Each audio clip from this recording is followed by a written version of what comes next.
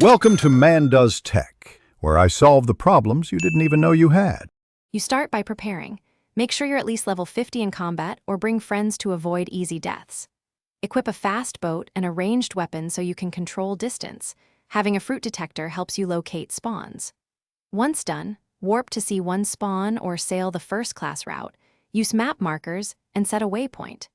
Do this now so you can engage the specific NPCs and mobs that drop or unlock the item labeled F. You now focus on the mid-game execution. Identify and isolate the named enemies that grant F or its key drop. Use hit-and-run tactics.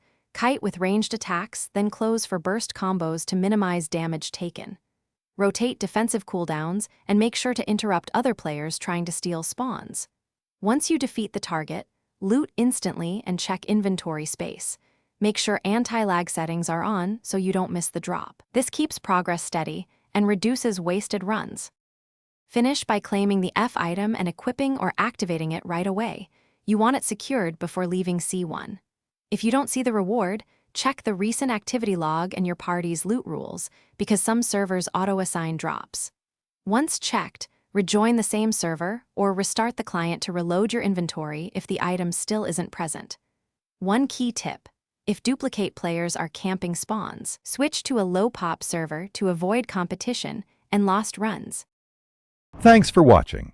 If you found this helpful, don't forget to like and subscribe.